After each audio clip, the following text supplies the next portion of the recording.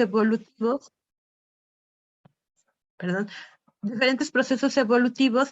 como nos lo muestra como nos evidencia Lucy, que es uno de los linajes evolutivos encontrados, en donde obviamente se ve cómo hemos pasado de andar en 4 patas a caminar en 2 pies. Y esto nos ha transformado no solamente en este fenómeno de ir enderezando la columna, sino en este fenómeno de que el cuerpo nos ha cambiado. Y nos ha cambiado de tal forma que es lo que nos diferencia de los otros mamíferos, ya que los mamíferos no humanos tienen un periodo que se llama estral. Las mujeres, las humanas, tenemos un periodo que se llama menstrual. ¿Cuál es la diferencia? Bueno, que en el periodo menstrual las hembras tienen un tiempo de recepción muy particular en su periodo para los hombres. No todo el tiempo son receptivas a ellas, no todo el tiempo son o están disponibles para los machos en este caso. En el periodo menstrual sí, en el periodo menstrual tenemos todo el periodo menstrual para ser receptivas, incluyendo el periodo menstrual como tal. Esto nos define de alguna forma en que podemos tener periodos de lactancia, de maternidad y de menstruación. Y nuestras ancestras tenían otra particularidad que ha ido evolucionando de alguna forma, que nuestras ancestras tenían pocos periodos menstruales, y no porque hayamos cambiado mucho evolutivamente, sino porque ellas pasaban desde sus primeros periodos evolutivos a embarazarse o tener coito y posteriormente embarazarse, tener periodos de embarazos de 9 meses, posterior periodos de lactancia en donde no había ovulación, y esto se llevaba a una duración de no haber menstruación durante 2 o 3 años, 4 años, que eran los periodos de lactancia que se generaban. Posteriormente dejaban de lactar o había el destete, y había otro periodo en el que había un periodo menstrual en el que se volvían a tener relaciones, se volvían a embarazar, y este ciclo podía durar de 3 a 4 años de forma continua. Esto nos llevaba a un tiempo indefinido de tener periodos menstruales muy escasos debido a este ciclo de vida tan perdón la redundancia, tan cíclico de alguna forma. Pero también nuestras ancestras no llegaban a la menopausia, morían antes, y esto también tenía mucho que ver con estos embarazos, en donde el cuerpo finalmente pues, llevaba a un punto de desgaste. Aun cuando la condición femenina está sin la menor duda dominada por la función de la reproducción, es de suponer que los tiempos prehistóricos de la mujer quedaba encinta, y estos periodos de evoluciones que ya les he explicado. Al analizar esta fase del proceso, la hominización llamada sapientización, Harris considera este proceso que fue el resultado y causa de la mayor dependencia de la cultura como fuente de innovaciones adaptativas. Considera también que en ese proceso fueron seleccionados aquellos con mayores capacidades culturales, como capacidades cerebrales, vocales y lingüísticas.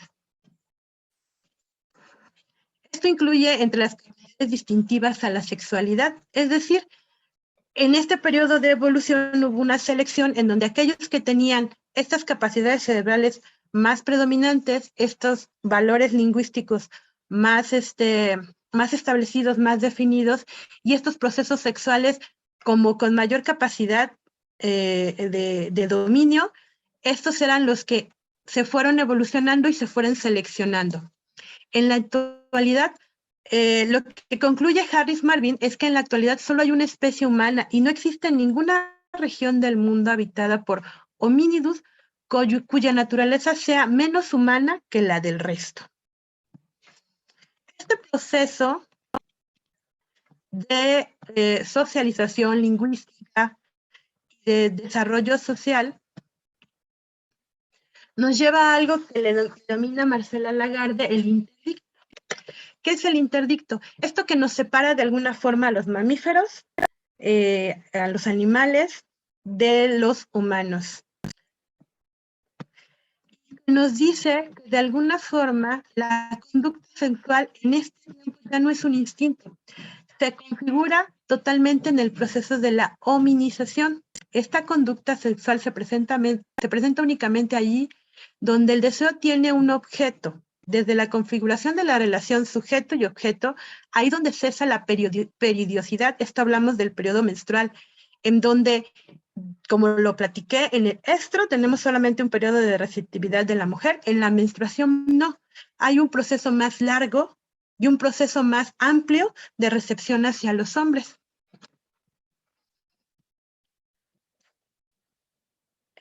Marcy en 1967 dicen que lo que nos divide de los animales son los procesos de trabajo, que como ya explicamos anteriormente, pues es esta capacidad que tenemos de sujeción, de pensamiento, de ideas. Sin embargo, Bethel en 1980 considera que se impusieron restricciones conocidas para el hombre de interdictos selectivos entre los muertos y las actividades sexuales. En relación con el trabajo con los muertos, existe una evidencia histórica, que son las sepulturas, y el trabajo, pues hemos encontrado a lo largo de la historia, pues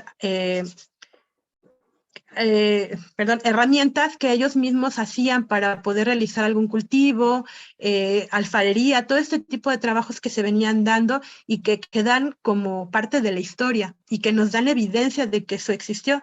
Sin embargo, en cuanto a la sexualidad, pues no hay algo que nos dé esa evidencia. La fase totémica de la cultura se basa en las restricciones de los hermanos, es decir, es cuando empiezan a prohibirse tener relaciones sexuales entre parientes, entre hermanos, hermanos, hermanas, o entre padres e hijos. Esto nos da una de las primeras leyes de vida entre los hombres en común que se adquirió a nivel nacional e internacional, de alguna forma. Es una ley que todos conocemos.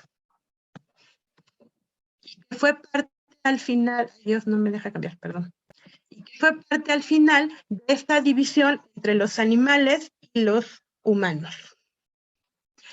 En esta fase donde se prohíbe, también hablan los griegos en su historia de lo que eran Eros y Anaque, que son dioses y que significan el amor y la necesidad. Se dice en la cultura griega que son los padres de la cultura humana, con la finalidad de facilitar la vida en común a mayores números de seres humanos. Esto deriva en la prohibición del incesto, que es lo que venimos platicando, como base y prueba del origen instintivo de la sexualidad, del erotismo, la reproducción y el sistema social del parentesco. Esto es a lo que le llamamos una regla universal. ¿Cómo ha evolucionado la sexualidad femenina a través del tiempo? Bueno, pues las ideas sociales y culturales vigentes son aquellas que coinciden a la sexualidad como natural y biológica. Esta concepción llega al extremo de subsumir lo social y lo cultural de lo biológico. Desde esta perspectiva se atribuye la separación de la naturaleza solo a los hombres. Es decir, se cree que solamente los hombres son los que han evolucionado. Y homologar la sexualidad y el erotismo se considera que las mujeres plenas son todavía instintivas y animales. Ojo con eso. Estas tesis implícitas en esta concepción ponen en entredicho la unidad de la especie, ya que las mujeres, de acuerdo con estas ideas, no evolucionaron, y los hombres, como los hombres lo hicieron. Ellas, definidas a partir de su sexualidad, son naturaleza, son animalidad, y su naturaleza prevalece el instinto, los imponderables del cuerpo, la dominación del cuerpo sobre la mente exhibida o dividida, la centralidad del cuerpo y de la sexualidad. Sin embargo, el cuerpo vivido de las mujeres, en el cuerpo histórico de estas, continúa en evolución. No podemos decir eso. Ha habido varios procesos evolutivos exclusivos de las mujeres. Entre ellos, por ejemplo, el descenso de la mortalidad materna en el parto y de la mortalidad infantil. La reducción de los periodos de lactancia. Anteriormente se llevaban periodos de lactancia de 3 o 4 años, como lo habíamos platicado. Actualmente ya los vamos reduciendo, aunque hay algunas tendencias en donde los van ampliando, pero bueno, ese es otro concepto muy particular. El descenso de la edad en la pubertad, que se traduce en la fertilidad precoz, el control de la fertilidad por medios científicos y eficaces. A esto se añade el aumento de la longevidad. Ha habido varios procesos que nos han ayudado no solamente a evolucionar, sino también han sido eficaces y han sido saludables para nosotros mismos. ¿Cómo vemos la sexualidad en este momento? ¿Cómo estamos en este momento? Bueno, pues la sexualidad sigue marcada por muchos ritos, no solamente en culturas o en tribus, sino también en la misma sociedad.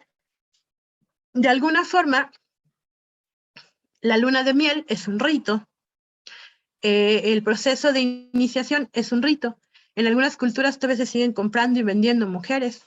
La sexualidad está marcada por rituales y pasajes, desde el nacimiento para expiar las míticas culpas eróticas de nuestros padres, en donde las mujeres somos las impuras y las que tenemos la mayor carga de culpabilidad, ¿no? Y lo hemos escuchado infinitas veces, la manzana, la mordida, el pecado. También está marcada por la exogamia, esta parte en donde el incesto ya es un tabú y trabajar como tal.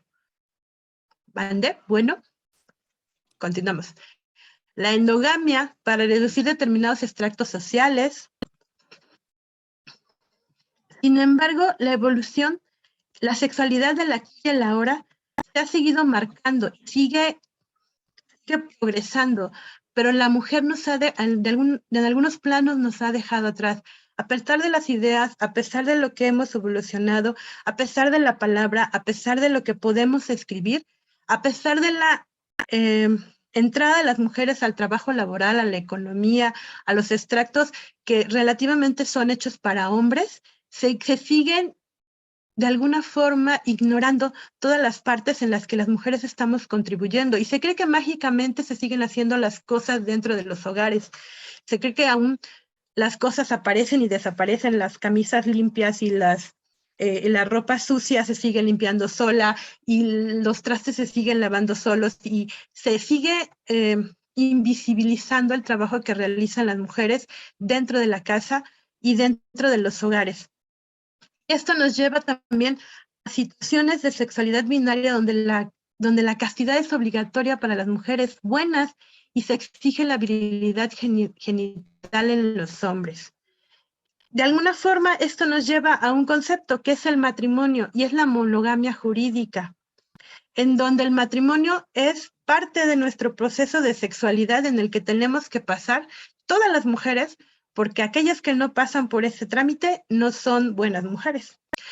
Y nos exigen una monogamia o nos exigen una fidelidad cuando a los hombres se les sigue permitiendo la poligamia masculina sin restringirla, sin tacharla y sin prohibirla.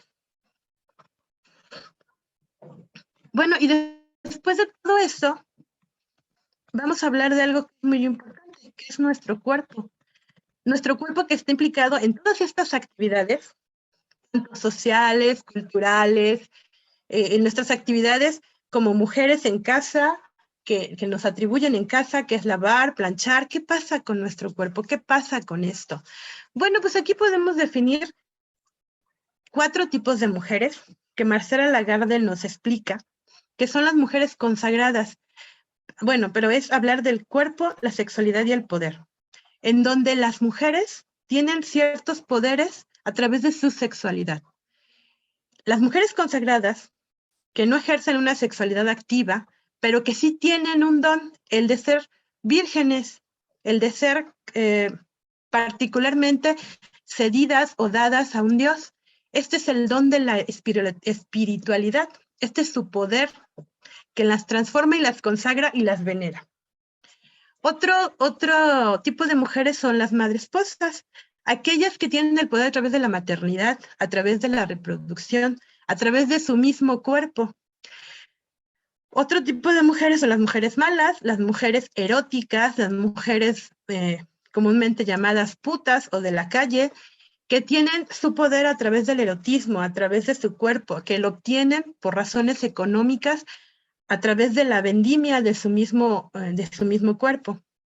y las otras mujeres que son las locas, las que afortunadamente hay muchas y conozco muchas, y en donde están aquellas que no son ni consagradas, que no son ni madres esposas, que no son prostitutas, y sin embargo viven transgrediendo lo que es el patriarcado, viven para el estudio, viven para la protesta, para defender lo que es esta sociedad de este patriarcado que nos ha venido manejando durante todo el trayecto de la sexualidad y la evolución femenina.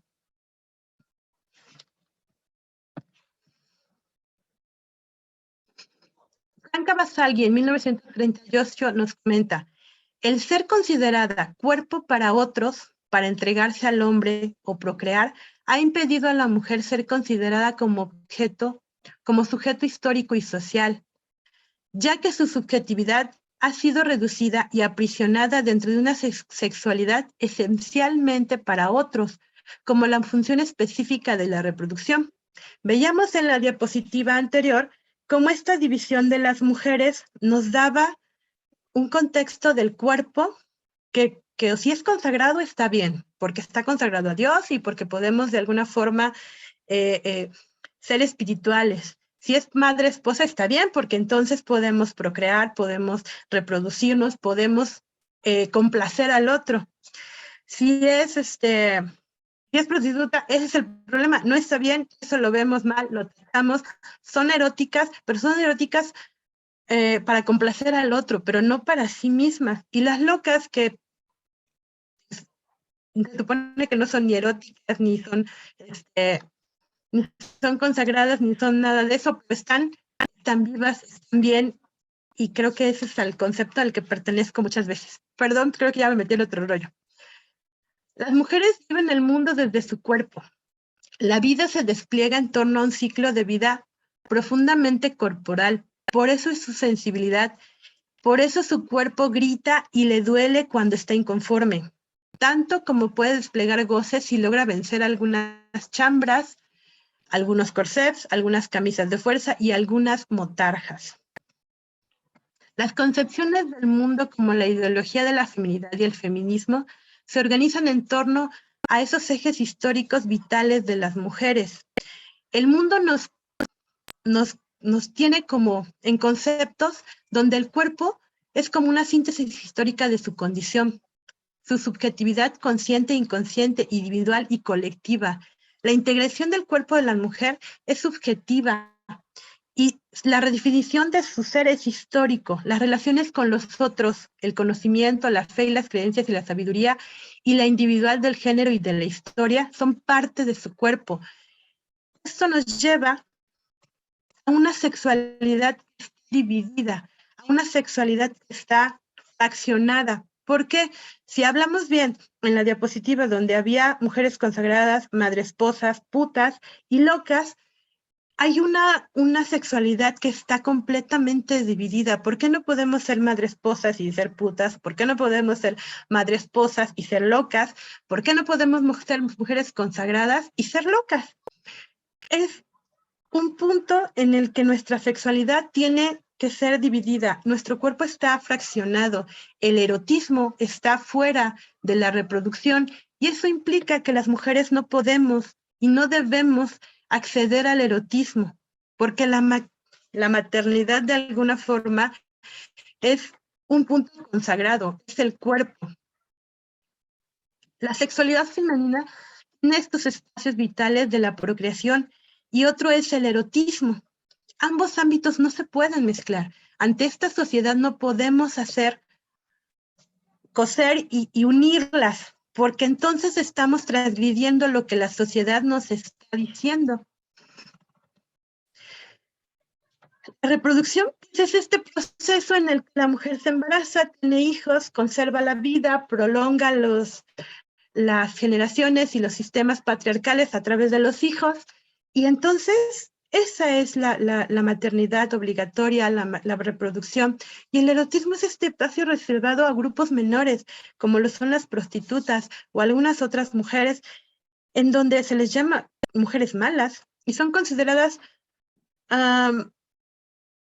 como putas, y sin embargo el erotismo está presente en la vida de todas las mujeres y no podemos hacerlo a un lado o decir esto no existe.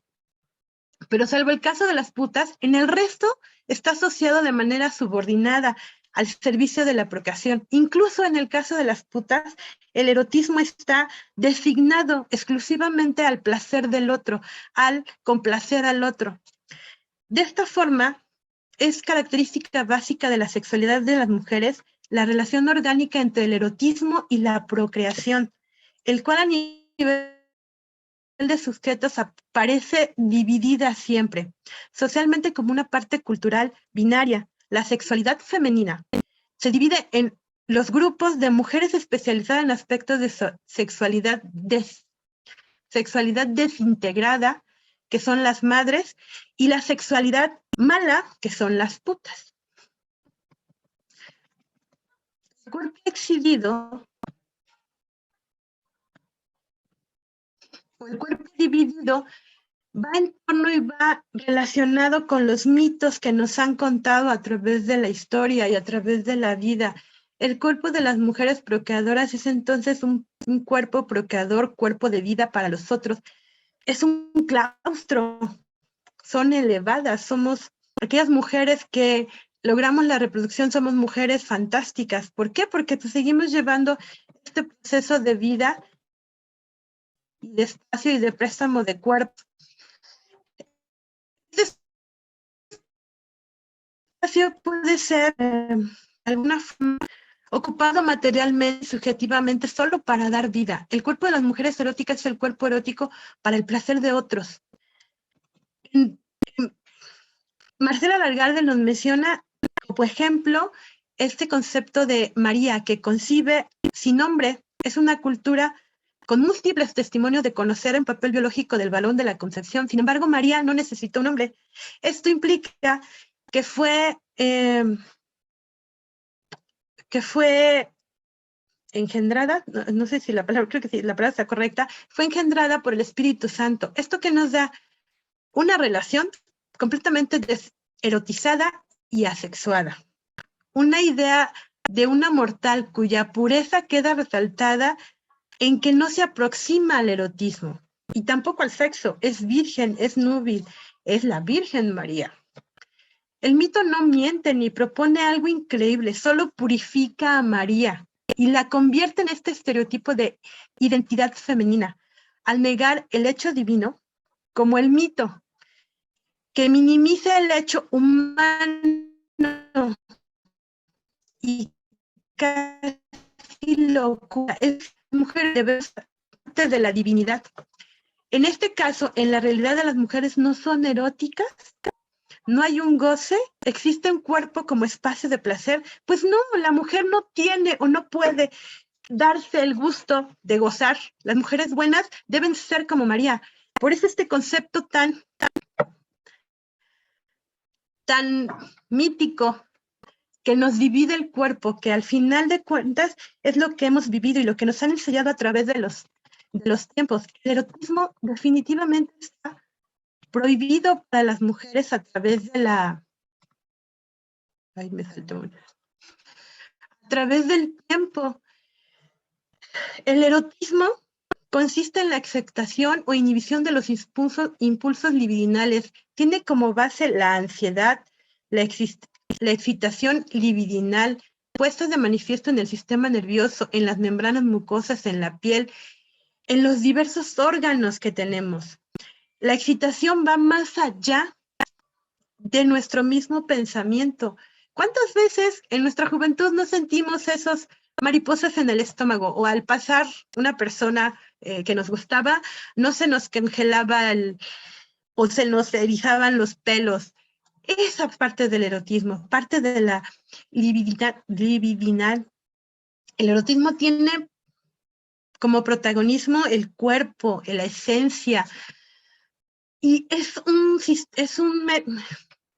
algo que de alguna forma es simbólico, consciente o inconsciente lo sentimos, lo palpamos, es una necesidad, es el deseo que puede conducir y significar por sí mismos al goce, a la alegría, al dolor, nos puede llevar a grandes procesos de alegría o a molestarnos, enojarnos y agresión, horror, y finalmente puede generar placer, frustración o malestar de forma directa o indirecta. El erotismo es esa parte esencial de las mujeres que se nos ha prohibido. Pero, ¿de dónde nació el erotismo? ¿Cómo nació la palabra? Bueno, pues, y volviendo un poco a la historia, a la mitología griega, Eros era un griego, un dios antiguo, es el dios primordial responsable de la atracción sexual, el amor venerado, también como un dios de la fertilidad. Su equivalente romano es Cupido. ¿Quiénes no han escuchado o han hablado de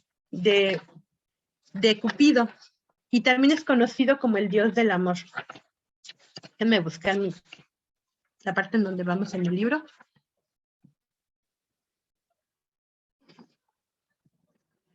Bueno, ahora que hablamos del erotismo, hablamos del cuerpo, el cuerpo de los otros y el erotismo de las mujeres. Ay, no me deja bajar. Primero.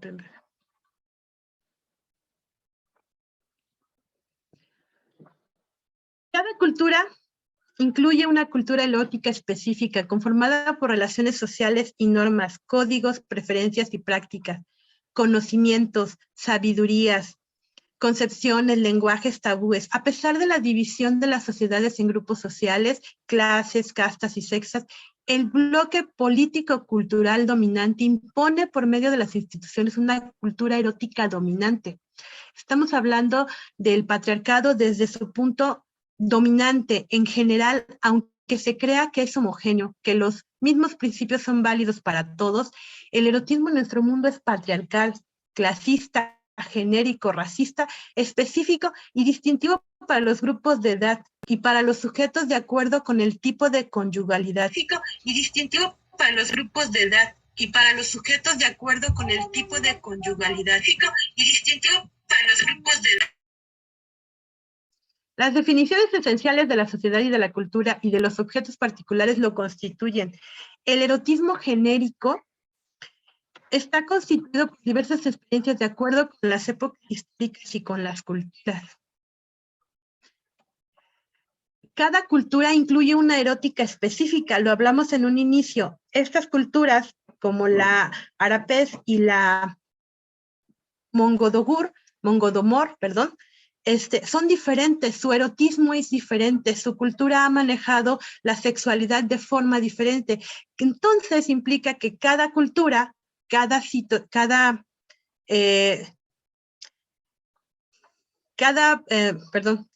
cultura, cada tribu tiene una forma diferente de ver el erotismo y de llevarlo.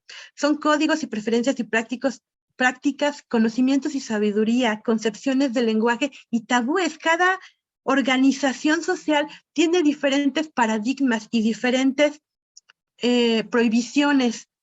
A pesar de la división de las sociedades y grupos sociales, el bloque político-cultural impone por medio de sus instituciones una cultura erótica dominante. En general, aunque se crea que es homogénea, que los mismos principios son válidos para todos, esto no es cierto.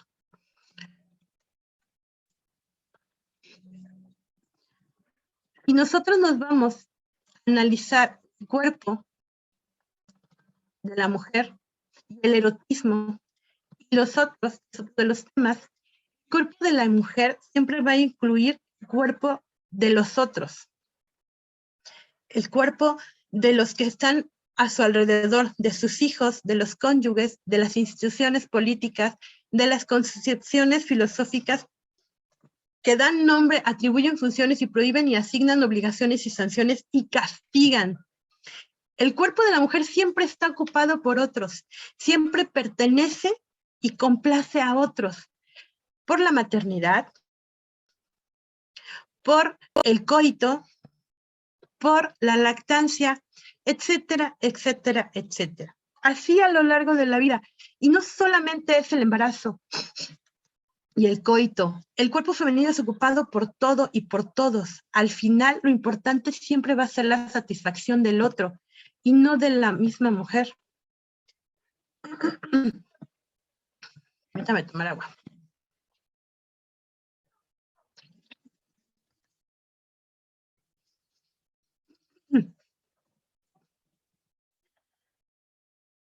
La iniciación de las mujeres hacia la vida sexual, parte de lo que les conté en un inicio de la plática.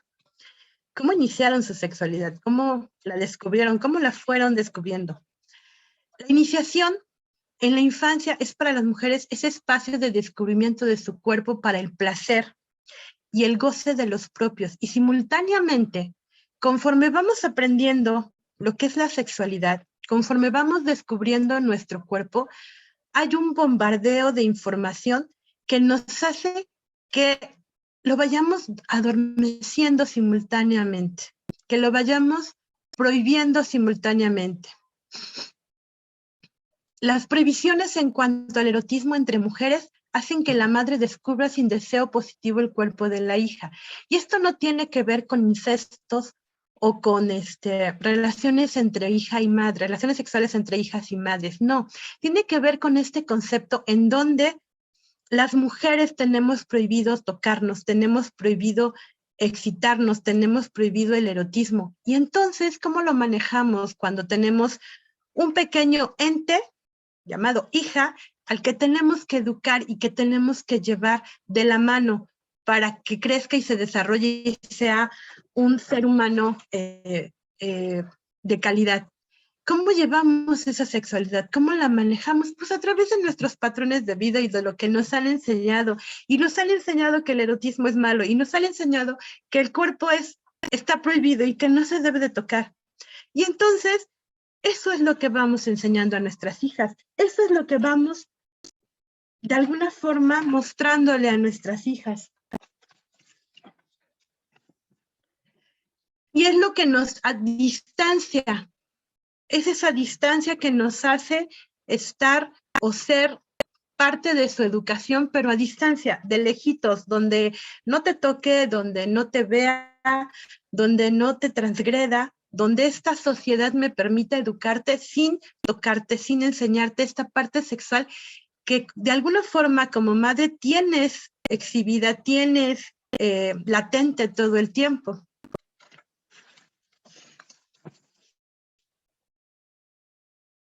Permíteme tantito.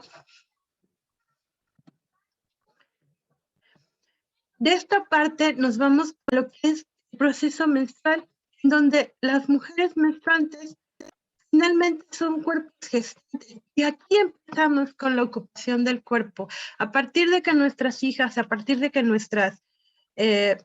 las personas a las que educamos sexualmente comienzan a menstruar, es un proceso gestante.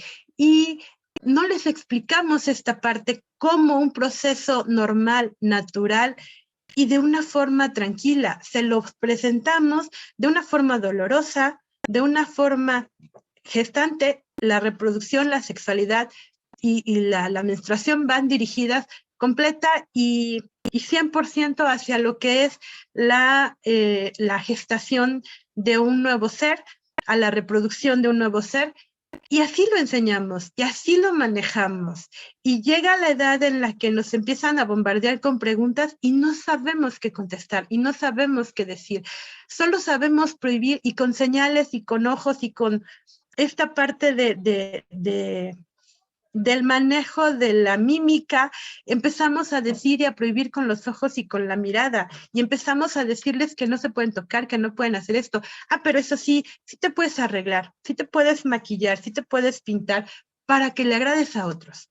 Sí puedes vestirte bien para que le agrades a otros. La única forma en la que puedes tocar tu cuerpo es cuando te bañas, cuando lo limpias, cuando lo haces higiene en él, pero no en otro momento. Comenzamos a verlas como pequeñas princesas que se van a casar, a vestirlas como tal. Y esta parte de iniciación es súper importante porque es el proceso en el que como adultas vamos a tener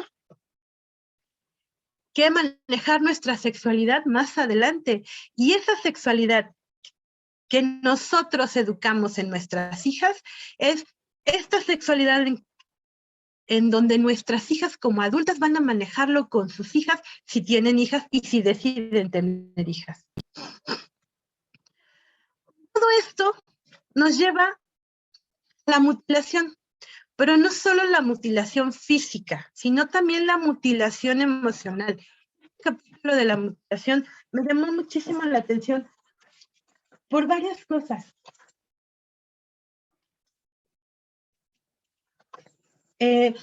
Algo que me llamó mucho la atención de este capítulo es que nos comparte Marcela Lagarde que los náhuatl, nuestros antepasados náhuatl, ellos tenían un nombre para el clítoris. Este nombre era Zacapili. Curiosamente, este nombre fue olvidado. En el momento en que llegaron o nos conquistaron, los nuevos personajes náhuatl ya no lo conocían, ya no sabían cómo se llamaba, ya no existía en la faz de las mujeres. Supongo que pensaron que había desaparecido con toda la idealización que nos vinieron a entregar la conquista, ¿no? Sin embargo, esta mutilación es emocional en este aspecto porque pues ya lo platicamos en la iniciación, les prohibimos a nuestras hijas que se toquen, les prohibimos a nuestras hijas que se observen. Hay mujeres que llegan a los procesos de reproducción y todo esto sin saber ni siquiera dónde está el clítoris. Es más, ni siquiera lo conocen. Es adormecido por prohibiciones y se queda en el olvido de alguna forma. No lo recordamos. Vemos la relación sexual como algo máximo sin importar nuestro propio placer. Pero bueno, también existen estas sociedades en donde sí es mutilado físicamente, como en el Islam, como en algunas regiones en la India, en donde sí es mutilado y sí es cortado, en donde sí es de alguna forma quitado en las niñas para que no sientan placer. Entonces no solamente es la prohibición del placer emocional, sino también físico. Con esto tenemos que este background de historia y de evolución y de feminismo, con este background de prohibiciones, tenemos que llegar a otra parte que es la apropiación de nuestro erotismo. ¿Cómo llegamos? ¿Cómo iniciamos nosotros este proceso? ¿Cómo comenzamos esta apropiación? ¿Realmente llegamos a la apropiación del erotismo en nuestro cuerpo? No en el cuerpo, en nuestra vida general. ¿Cómo aprendemos? Pues es una forma relativamente sencilla de explicarse. ¿Quién les enseña a los hombres? Lo que llamamos malas mujeres, lo que llamamos malas personas, malas mujeres, son las que les enseñan a los hombres. Pero estas mujeres están destinadas de alguna forma a darles placer. Entonces, estas mujeres les enseñan a los hombres a darse placer a ellos mismos y no a ellas. Estas mujeres regularmente son prostitutas. Estas mujeres anulan su erotismo por darle el placer al otro. Su cuerpo es erótico, pero no es para ellos, es para él. No es para ellas, es para él. Y entonces, con esta enseñanza hacia los hombres, ¿qué hacen con este saber? Pues descubren el erotismo a través de las mujeres malas, a través de las mujeres, de alguna forma, algunas prostitutas, algunas mujeres que se prestan para esto, en donde finalmente para la prostituta es un cliente más, es un cliente X al que tiene que complacer y que tiene que salir satisfactoriamente de ese momento, ¿no? Y entonces vamos las mujeres, las otras mujeres, las mujeres llamadas buenas, las madres esposas, aprender a partir de aquí. ¿Y quiénes nos enseñan? Pues estos hombres que han sido enseñadas por mujeres malas, mujeres que al final de cuentas les enseñan a darse placer a ellos mismos, y eso es lo que ellos nos enseñan a nosotros, a darles placer a ellos. Son las madres esposas que se apropian de un saber a partir de un hombre. a partir de otro ser que fue enseñado a darse placer a sí mismo. Y entonces este erotismo queda anulado para las mujeres. El placer de la mujer queda en ceros, queda hecho a un lado, para finalmente convertirlo en cuerpo materno. Hay muchos casos de personas y de hombres que una vez que la mujer tiene hijos, el cuerpo está prohibido y no lo vuelven a tocar en su vida. Este sistema de aprendizaje y de apropiación erótica le impide a la mujer llegar a un proceso erótico personal, porque está prohibido.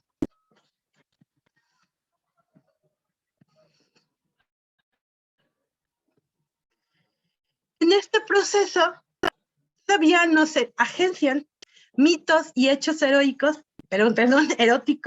que nos impiden aún llegar a estos puntos de placer para nosotros. ¿Qué mitos y hechos eróticos conocemos? Pues el tamaño del pene, ¿no? El tamaño del pene, la duración de la relación o de la erección, este mito de, bueno, pues cuántas mujeres te ligas en tanto tiempo, o cuántas mujeres te puedes ligar en una noche y conseguir todo de esa mujer. Este mito en donde los hombres que más duran son los mejores, ¿no? O que el tamaño del zapato nos da el tamaño del pene, y que los penes grandes son los que nos van a satisfacer más a las mujeres. Todos estos mitos se van enredando y se van haciendo como una marejada, como un proceso en el que los hombres también tienen algunos tabúes, los hombres también tienen algunas prohibiciones. Estos mitos, mediante la exageración, se presentan como cualidades en la realidad. Perdón, estos mitos son exageraciones que finalmente solo se presentan como carencias emocionales.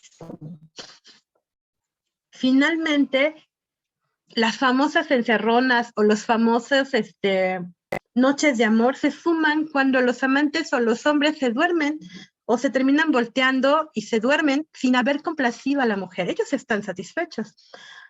A la hora de la verdad, muchos hombres tienen que alcoholizarse, muchos hombres tienen que fumar marihuana, muchos hombres aún así a veces prefieren ver televisión que estar con sus mujeres. Y todo se vuelve en un mito, ¿no? Los hombres no son precisamente los más eróticos y los más complacientes, ni siquiera con ellos mismos. A veces prefieren otras cosas en lugar de estar enfocados en la actividad sexual. Y con este background, y con estas carencias, y con estos mitos, los hombres no son los amantes perfectos, no son esos los que nos van a dar el placer. Somos nosotras las que tenemos que guiarnos y de alguna forma omitir todos esos tabús para llegar a un proceso orgásmico. Sin embargo, muchas mujeres no lo logran, no llegan a ese punto, no alcanzan algunas ni siquiera saben qué es un orgasmo. Pero esto no solamente es por el hombre, sino también es por nuestras propias prohibiciones. Ya lo venimos platicando. Si desde pequeños nos dicen que la sexualidad, el erotismo y el cuerpo está prohibido, pues ¿cómo vamos a permitir que otro venga y nos toque y nos complazca? Muchas veces no lo hacemos, y si lo logramos hacer, muchas veces no es para complacerlo, sino es para complacer al otro. De esa forma vivimos. Muchas veces la relación sexual es algo tántrico, algo excepcional, aunque no tengamos un orgasmo, porque así no lo manejan, así no lo dicen. Ese es y en nuestra propia conciencia está eliminarlo de alguna forma. Tenemos un proceso erótico mutilado,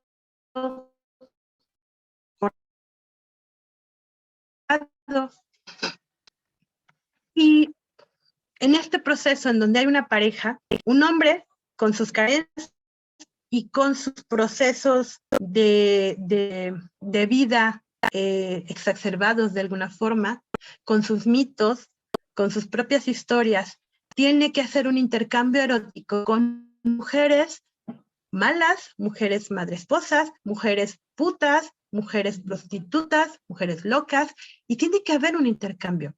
Pero siempre hay en alguien que siempre va a perder. Y para no alargarlo, pues siempre pierde la mujer, o regularmente pierde la mujer. ¿Por qué? Porque muchas jovencitas todavía se van sobre este intercambio en donde les prometen los hombres el matrimonio o les piden la prueba de amor, y a cambio de eso, pues se van a casar con ellas, ¿no? A cambio de eso, pues les van a sacar de sus casas. A cambio de eso, pues van a vivir mejor o les prometen la luna y las estrellas, ¿no? Son los príncipes azules mientras consiguen este primer encuentro sexual, pero en el momento en que lo encuentran, muchos o desaparecen o las embarazan y después desaparecen, o las continúan manteniendo y continúan con ellas, pero junto con otras personas, con otras parejas, como amantes o como relaciones de segunda, y en final de cuentas la que pierde es la mujer. También en este intercambio erótico están los usos y costumbres. Hace poco, lo platicábamos, salió esta nota en donde aún venden mujeres, aún venden niñas en pueblos como Guerrero, Oaxaca, Tlaxcala, en las sierras. Las mujeres son vendidas y son cambiadas por tantas vacas, por tanta cantidad de dinero, y piden virginidad. Exigen virginidad a las mujeres, a las niñas, exigen este proceso en el que te pago dependiendo de cuánto valga la niña, ¿no? Y si ya no es virgen, o si ya tuvo relaciones sexuales, pues te la devuelvo y me tienes que devolver mi lana porque esto ya no vale. Es un intercambio económico que aún se vive como uso y costumbre de varios pueblos. También hay un intercambio erótico, económico, en donde pues, no solamente las prostitutas hacen negociaciones y les pagan. Desafortunadamente, muchas mujeres casadas hacen este tipo de negociaciones eróticas en donde, ok, yo te complazco, pero a cambio me compras esto, ¿no? O a cambio no te vas de la casa, por lo menos, o a cambio, si bien nos va, pues a cambio por lo menos 3 para la comida, o a cambio, pues me sacas a pasear. No sé, esta parte en donde la mujer siempre va a salir perdiendo, porque es la que tiene que prestar el cuerpo de forma erótica para el otro, para complacer. Y este intercambio en donde siempre vamos a perdernos, a fusionarnos en esto, desvalorizándonos, denigrándonos, dejando en cada momento erótico parte de nuestra propia dignidad. De una forma u otra, las mujeres de manera eventual o permanente, como una transición de por vida o momentánea, realizan sobre su cuerpo distanciado y enajenado de ellas mismas. El valor de la sociedad patriarcal es el que les da. El valor de una mujer se mide por si es virgen, por la edad que tiene, por el color de su piel, por su situación académica, por el número de hijos que tiene, si tiene dinero, si la voy a mantener. Todo esto es el valor que nos da el patriarcado. ¿Cuánto valemos? ¿Cuánto realmente valemos para que nos estén cambiando por vacas? O para que sigamos creyendo este cuento de la prueba del amor, ¿no? Si me quieres, dame la prueba del amor. Todo esto, ¿cuánto valemos? ¿Cuánto necesitamos seguir denigrándonos para continuar en este enfoque?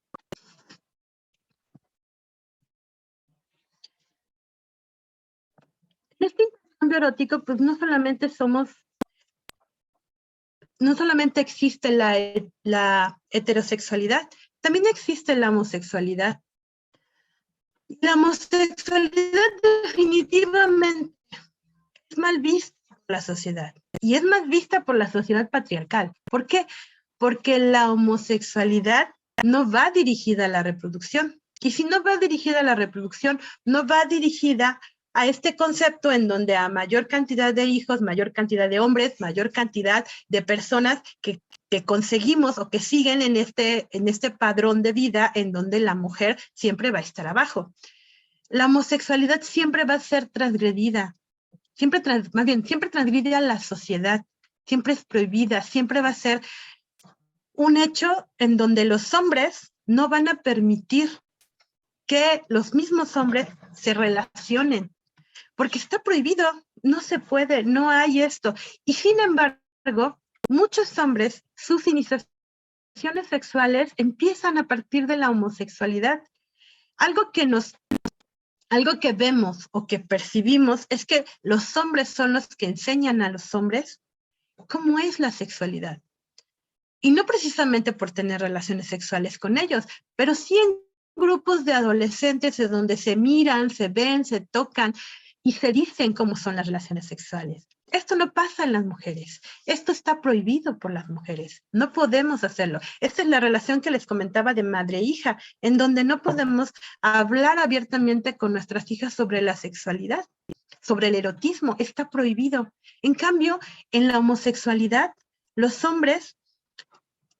mismos hombres que prohíben, muchos hombres han ejercido la homosexualidad en algún momento de su vida, pero obviamente es un tabú, está prohibido, no lo van a decir y no lo van a confesar. ¿Cuántas veces, cuántos hombres los vemos o los conocemos y sabemos que son homosexuales, pero no lo van a decir públicamente? Es lo que le llaman que están dentro del closet. Y cómo, de alguna forma, cuando salen de ese closet o cuando nos muestran su sexualidad de forma abierta, son castigados y son, al final de cuentas, bajan de estrato social. La homosexualidad baja a los hombres de su estrato social. No está permitido. No puede ser un homosexual estar en el mismo concepto social que un heterosexual, porque está prohibido, porque no va a haber reproducción en ellos, porque no va a haber un linaje que continúe con este patriarcado.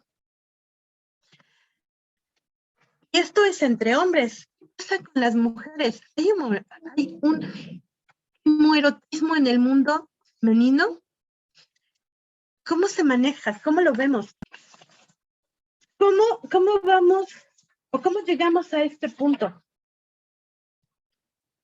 Igual que la homosexualidad, el homoerotismo está prohibido. Si ya hablamos de que no nos podemos tocar, de que no nos podemos erotizar, pues entonces está prohibido. Pero algo que es muy importante en las mujeres es que está tan prohibido que se cree que no pasa, que se cree que no funciona. ¿Cuántas veces con las amigas hemos tenido encuentros amistosos eróticos?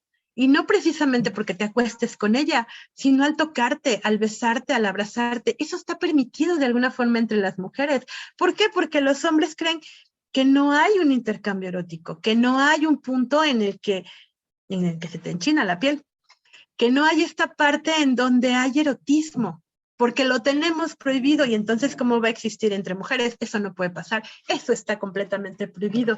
Entonces no se puede decir al mundo como tal, pero sin embargo pasa. Las mujeres podemos dormir en la misma cama sin tener relaciones sexuales y no pasa nada. Podemos bailar juntas, podemos abrazarnos, podemos incluso besarnos y no pasa nada, estamos bien porque la sociedad no lo está permitiendo. Sin embargo, muchas de estas relaciones sí han llegado a otros puntos, sí han transgredido este orden y sí han concluido en lo que se le llama lesbianismo, que al igual que la homosexualidad, pues está prohibida porque no lleva a la reproducción. Pero hay algo muy importante en el lesbianismo, porque una parte del lesbianismo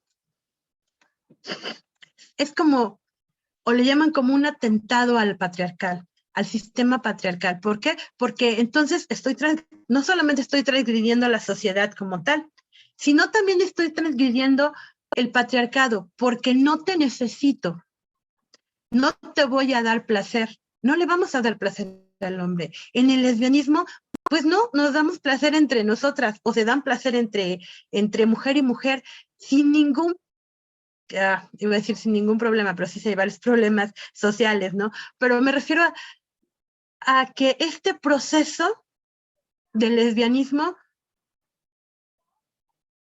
de alguna forma está, no encuentro la palabra, perdón, está prohibido, sí, pero porque al patriarcado no le agrada, no le gusta.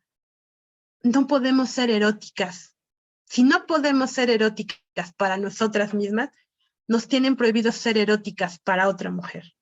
Y eso es lo que en cierta forma les pesa a los hombres, que muchas mujeres acuden al lesbianismo no solamente por decisión propia, sino por transgredir este paso patriarcal en donde no quiero pasar por las manos de un hombre, no quiero estar con un hombre porque no me apetece formar parte de tu sistema, ni de tu orden social.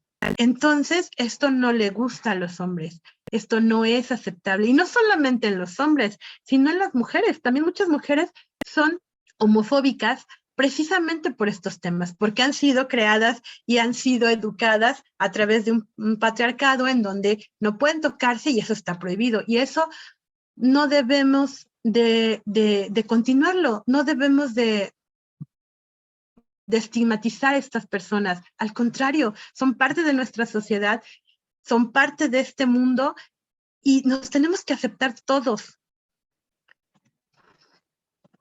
De alguna forma, esto nos va a ayudar a tener una mejor sociedad porque podemos generar sociedades igualitarias. Y ya con todo esto que hemos platicado, Marcela Lagarde nos lleva a otro punto que es súper importante y que al final, con todo lo que hemos hablado, es el punto estrella de este tema, no porque todos los demás puntos no sean importantes, sino porque al final se dice que la mujer está creada para esto, que es para la maternidad, para la reproducción. Y esa es nuestra finalidad como mujeres, tener hijos, reproducirnos. Y de ahí para allá ya no debemos de contar con nada más, porque eso es lo que nos han dicho. La maternidad es esta parte en donde es como la culminación de la mujer. Aquellas mujeres que no han tenido hijos no son mujeres. O no lo han escuchado, o no lo han visto, o no se los han dicho. Llegas a cierta edad y lo primero que te preguntan es, ¿y para cuándo? Primero cuando te casas, ¿no? Y bueno, ya si no te casaste, pues por lo menos, ¿cuándo vas a tener un hijo? ¿No? Y si no tienes hijos, bueno, pues adopta uno. O sea, hay tantos hijos regados en el mundo, ¿por qué no adoptas uno? El chiste es vernos ejercer nuestra maternidad o nuestra reproducción de forma obligatoria, de forma tajante. Aquella mujer que no tiene hijos no es mujer. Y lo escuchamos en muchos lados y en muchos contextos y en muchos sistemas. Las mujeres que no tienen hijos no son mujeres. Y es importante aquí mencionar que si bien la maternidad es un proceso que naturalmente está asignado a las mujeres, es un proceso que también absorbe a las mujeres. Que no solamente existe la maternidad como parte de una reproducción de nuestro linaje, de nuestros hijos, sino también la maternidad se ve como un cuidado al otro, un cuidado a otros. Las mujeres tenemos que ser maternas por naturaleza, porque así nos lo han dicho todos los días y de forma tajante. Las mujeres tienen que cuidar a otros porque esa es su obligación. La maternidad está concentrada en las mujeres porque dejamos tal huella en la maternidad por nuestro trabajo, por nuestra energía vital, por nuestro papel central en la conciencia social y en el mundo. Y esto pertenece a una dimensión femenina del mundo. El mundo está como está y es femenino por nosotras, porque nosotros le damos la maternidad y los cuidados y nosotras estamos en función de cuidar a otros siempre y estamos dispuestas, porque para eso venimos al mundo, no venimos para otra cosa. La reproducción es una de las formas que materializa una sociedad y es una condición de la existencia de los seres humanos particulares. quienes a su vez producen una vida social y cultural. La reproducción abarca numerosos y diversos aspectos de la vida. Caracteriza a la sociedad, al Estado y a la cultura. Nosotros tenemos el mundo en nuestras manos y no nos habíamos dado cuenta. De alguna forma, la maternidad está concentrada a nivel mundial y somos cargo de ello. La mujer está hecha para la maternidad y no hay de otra. La mujer está hecha para la reproducción y no podemos o no debemos transgredir ese precepto. No debemos, porque así nos los han platicado, porque así nos los han contado. ¿Cuántas mujeres no tienen hijos solo por el hecho y por la presión social? Y terminan teniendo hijos y cuidando hijos que no querían cuidar. Y terminan dándole su libertad a los hijos que no necesitaban y que no deseaban. Y sin embargo, los tienen que llevar a término. Eso me refiero a llevarlos a adultos y llevarlos a que sean personas independientes, dejando de lado todas sus necesidades como mujeres. Porque al final de cuentas, la maternidad es un proceso de todos los días, de toda la vida, de 24 horas, de 7x7. Y aún así, y a pesar de eso, y a pesar de todo eso, se nos sigue preguntando, ¿y cuándo el siguiente hijo? ¿Y cuándo esto? ¿Y cuándo vas a, pues adopta, ¿no? Pues hay tantos chamacos en la calle, pues adopta uno. Tienes que ejercer tu maternidad, si no, no eres mujer. Entonces, este precepto nos lleva y lo cargamos toda la vida.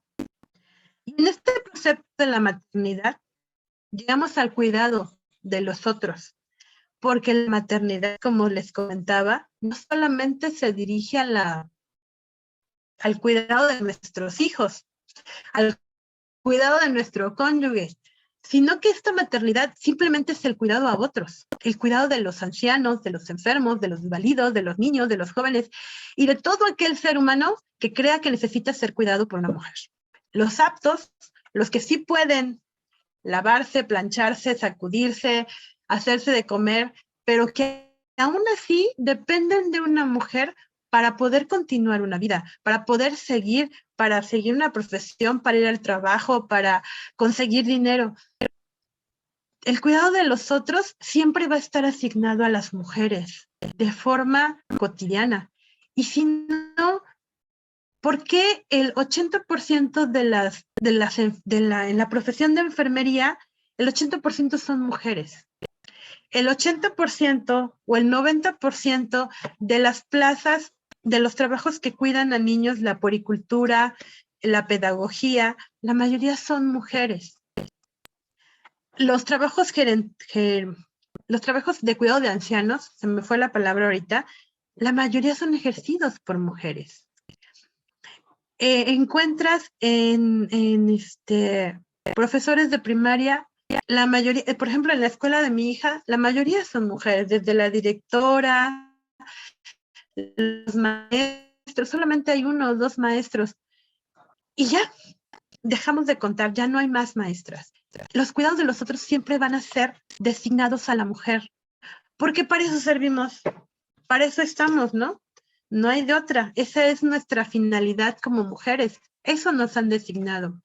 Y hay 2 contradicciones en esto. Muchas mujeres hacen esto a través del sometimiento, te obligan a cuidarlos, de la inferiorización, de la desvalorización de sus actividades como trabajo y como esfuerzo de vida de forma creativa.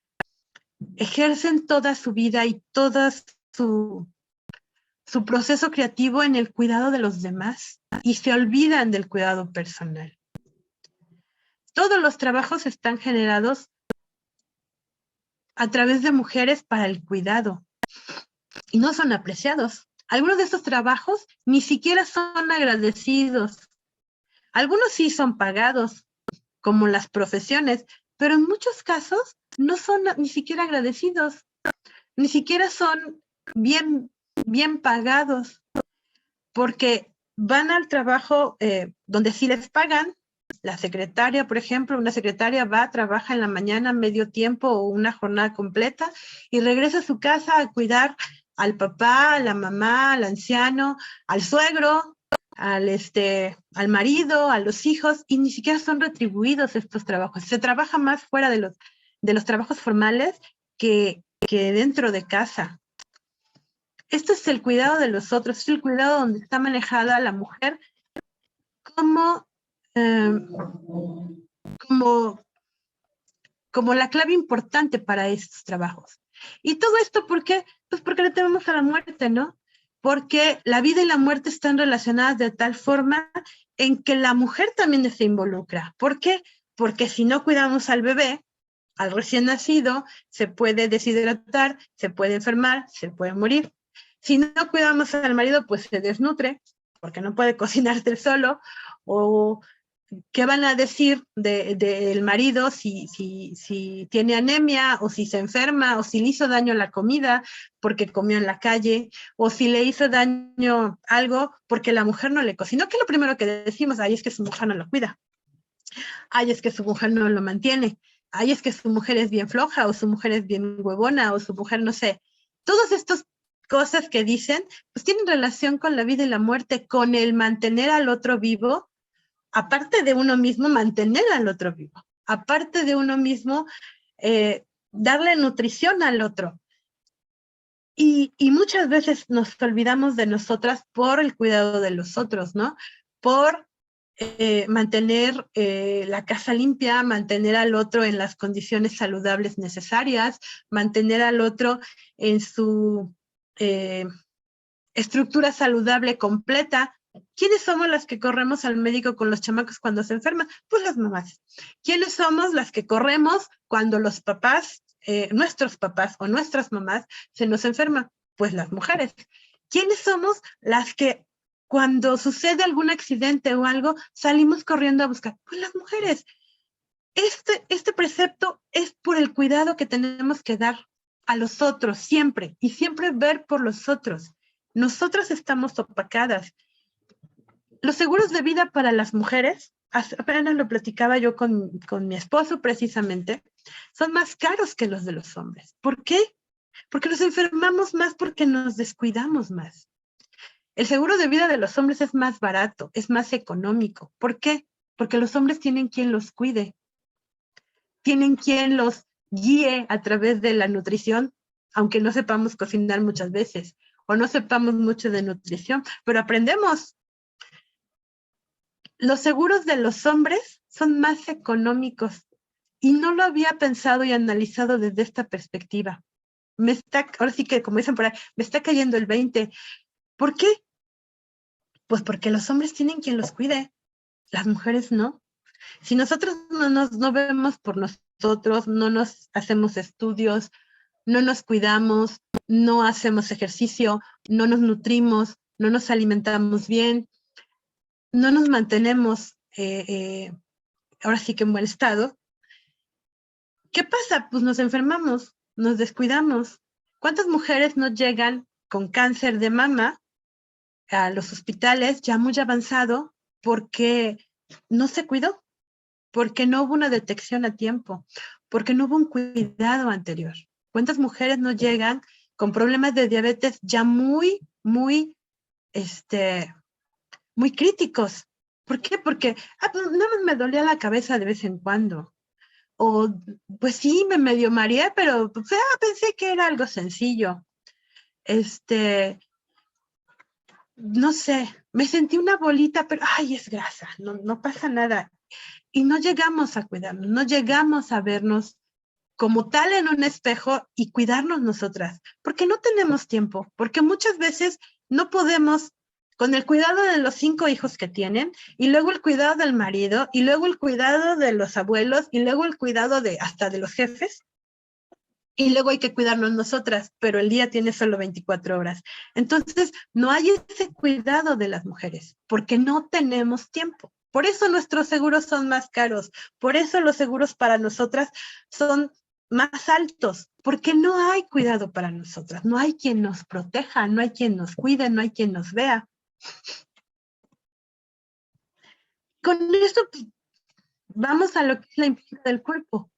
¿Para qué servimos las mujeres según los estratos sociales y el patriarcado? Pues para dar vida. Y la vida se traduce no solamente en la reproducción, la vida se traduce en el cuidado de los demás. La vida se traduce en el mantenimiento de la casa, el mantenimiento de los hijos, el mantenimiento de los abuelos y el olvido de nosotras. En eso se transforma la impronta del cuerpo. Nuestro destino como mujeres está escrito a través del tiempo como el cuidado de la vida. Somos las encargadas, somos las señoras de las plantas, somos las señoras de las vitaminas, somos las señoras que planchan bien, somos las señoras que hacen el aseo perfecto. Esas somos las mujeres. Y eso no importa si estás casada, soltera, divorciada, viuda, etcétera, etcétera, etcétera.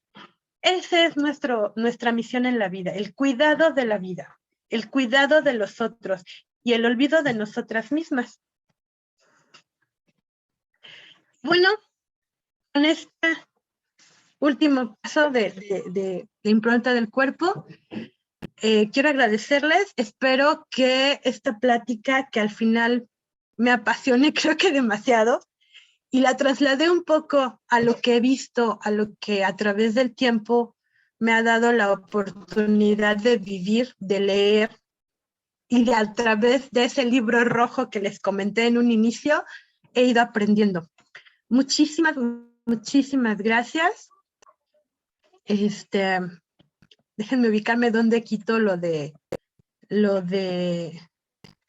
compartir, porque ya me perdí. ¿Dónde lo? Aquí está, ya, perdón. Y bueno, espero que esta plática, que ya vi que son las 9, no me había dado cuenta, haya ayudado en algo. Y bueno, pues le cedo la palabra a quién, a Ana Laura o a quién. Gracias. Muchísimas Dulce, gracias por su atención. Excelente análisis. Esta parte que mencionabas, muy importante. De hecho, tienes comentarios dentro del Face donde dice que es un tema de mucho interés, de análisis, pero cómo se cosifica precisamente el cuerpo de la mujer también en base al ejercicio de su sexualidad. Este mito que hablabas de la virginidad, el cómo parece que hace una categoría entre lo que son buenas y lo que son unas malas mujeres, ¿no? Y la clasificación. No se puede ser una o no se puede ser otra, sino pareciera que estamos encasilladas en un estereotipo que está asignado también dentro del ejercicio de la sexualidad. Y algo que me pareció bien interesante, el hablar de la masturbación. Se habla de la masturbación del hombre, pero es difícil abordar el tema de la masturbación en la mujer, que deriva precisamente del autoconocimiento y que se finaliza precisamente en esto que también mencionas, el orgasmo. Hablar del orgasmo en la mujer es algo que genera todavía mucho tabú y que hay mujeres sobre todo que no, son temas que no les gusta abordar para nada.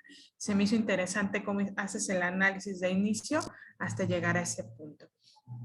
No sé si alguna de mis compañeras del seminario les gustaría emitir alguna opinión ya para ir cerrando. Me encantaría escucharlas. ¿Quién dice yo? Mar Maya Elizalde, de la Facultad de Filosofía y Letras. Amiga, adelante. Hola, ¿me escuchan? Sí, qué bueno.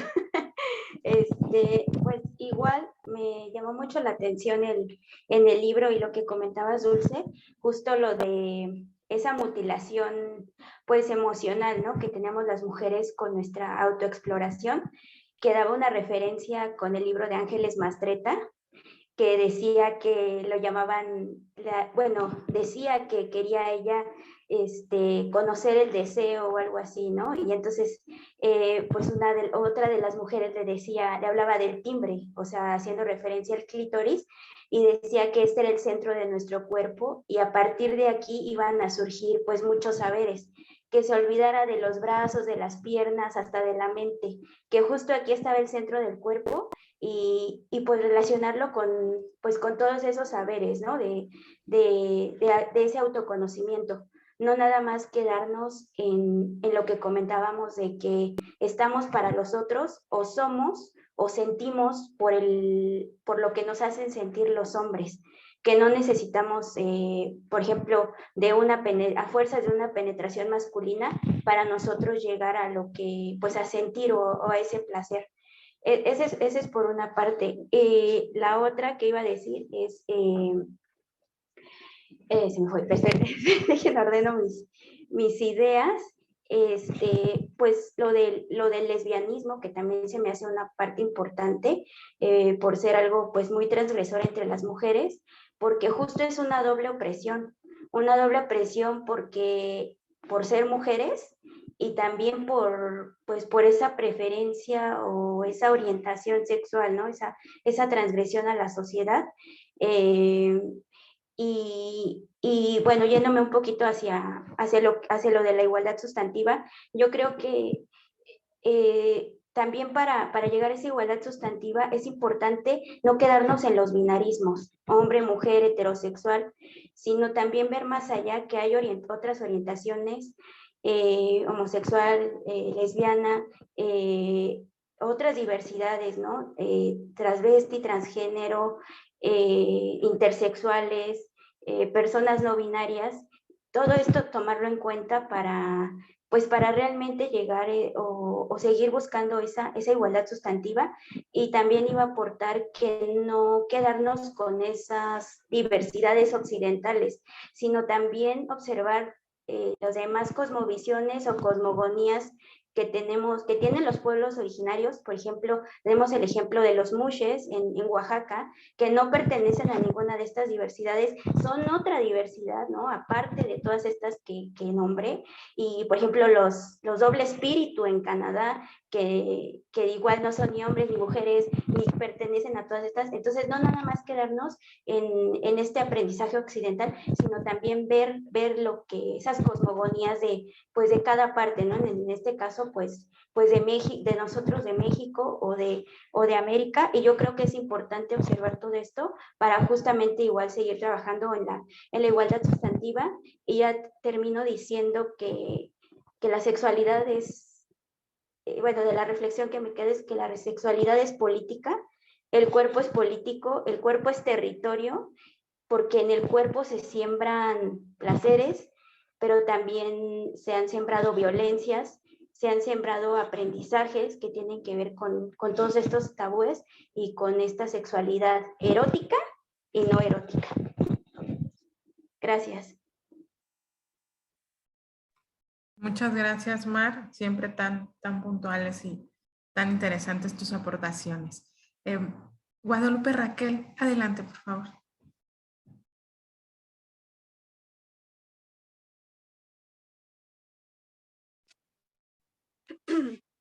Hola, buenas noches. Pues y el agradecimiento a Dulce por la enorme potencia, por la claridad que dio su tema, porque la mera verdad es increíble la castración que que la sociedad nos ha dado ante las mujeres, ¿no? El no sentir, el no reír, como ella lo explicaba, ¿no? Desde que no tenemos permiso para sentir, ¿no? O de los hijos que tenemos, ese estereotipo que es que si eres soltera, que si tienes hijos, que si eres virgen.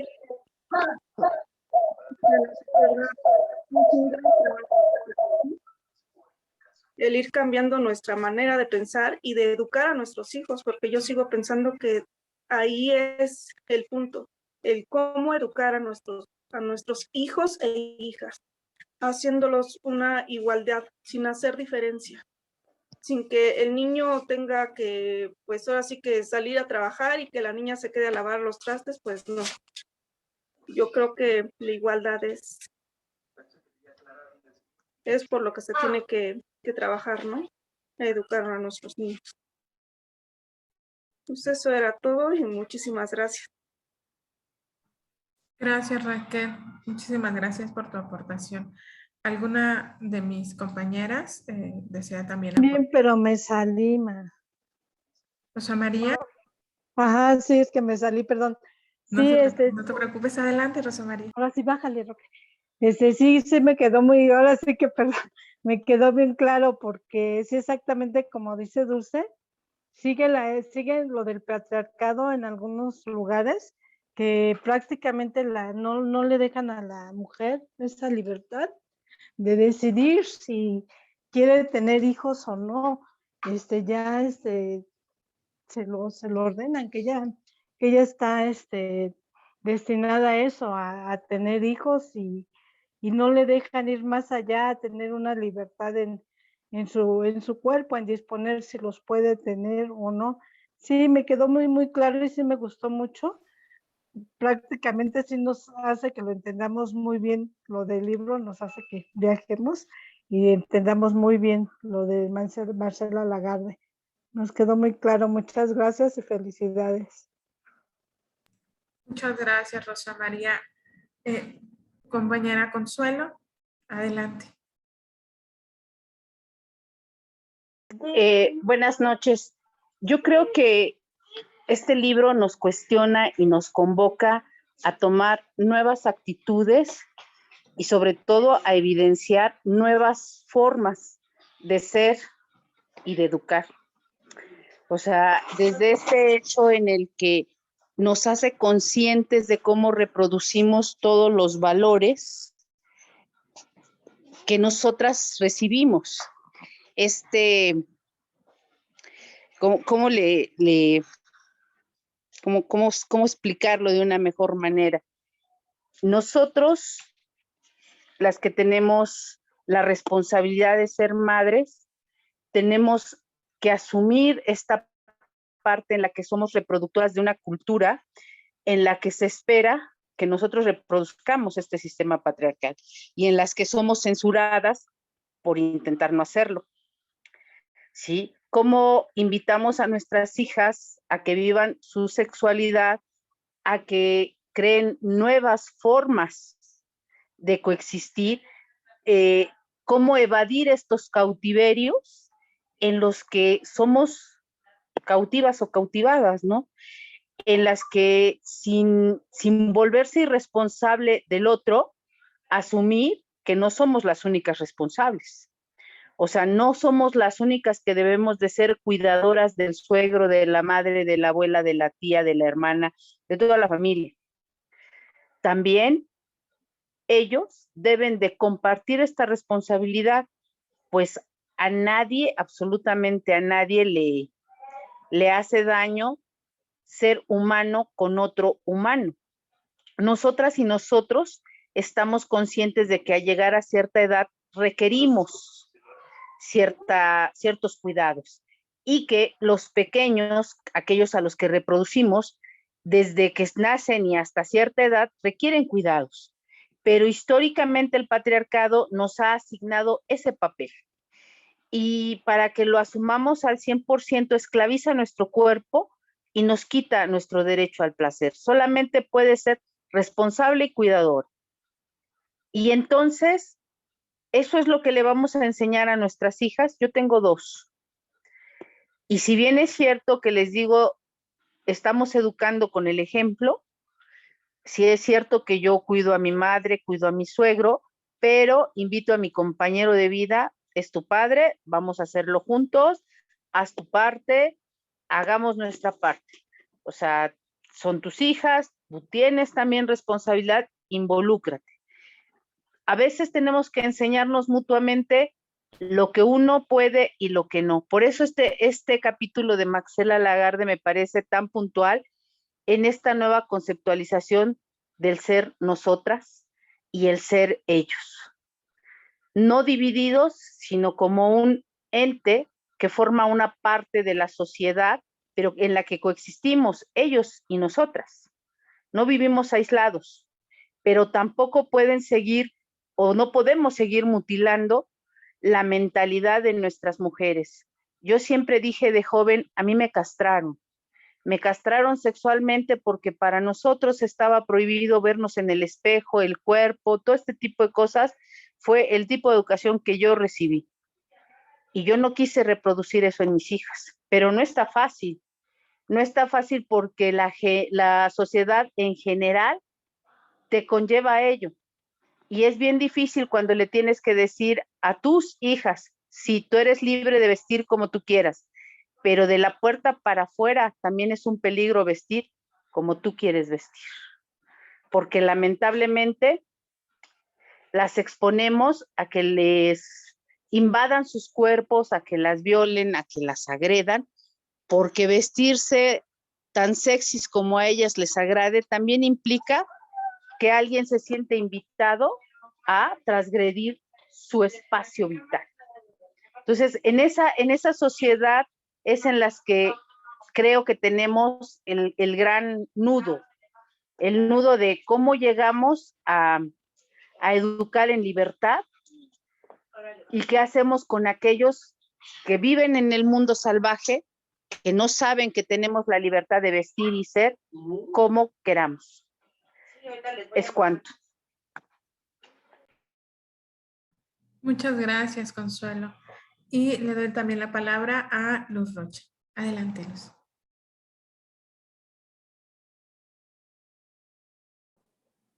Hola, muy buenas noches, compañeras.